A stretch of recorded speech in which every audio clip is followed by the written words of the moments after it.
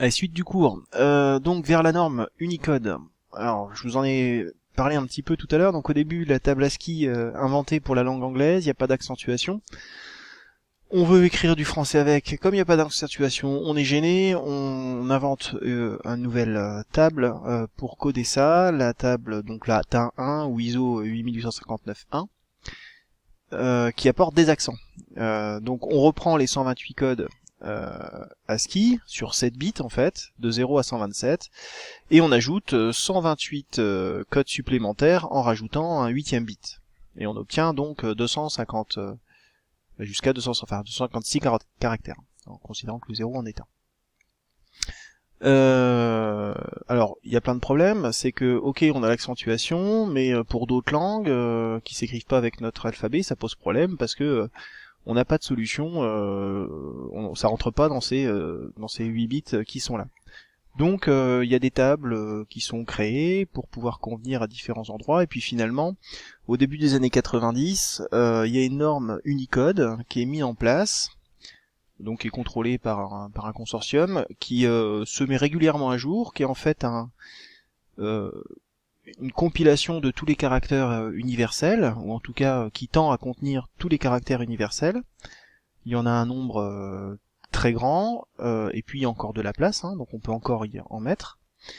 Et l'idée donc c'est d'avoir un tableau de caractères qui contient tous les caractères du monde. Alors, la norme Unicode, donc je vous l'ai dit, ça définit un ensemble de caractères.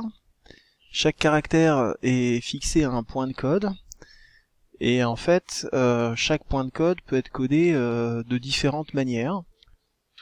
Ça peut être un nombre écrit en décimales, on l'a vu tout à l'heure avec les fonctions ordre et chr de Python.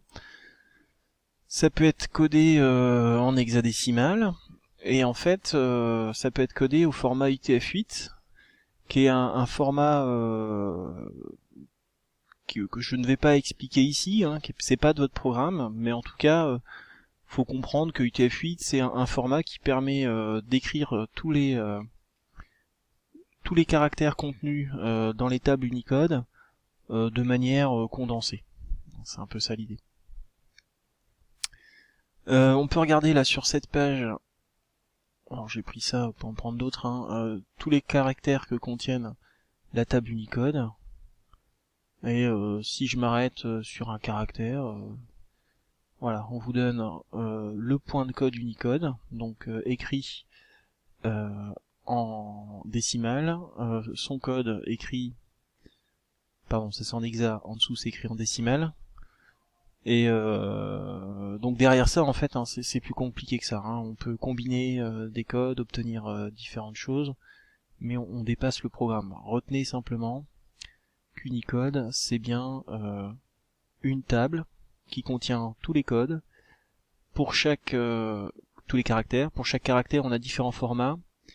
On a des marquages dans la table qui sont U plus quelque chose là, qui sont uniques pour chaque caractère. Par contre derrière, il y a différents formats qui s'y cachent, et le format le plus utilisé, c'est le format UTF-8, qui est un espèce de d'outil pour avoir le plus de caractères en un minimum de données, hein, c'est un peu ça l'idée. On s'arrête ici, vous pouvez commencer à lire l'exercice 3, la prochaine vidéo en fera la correction.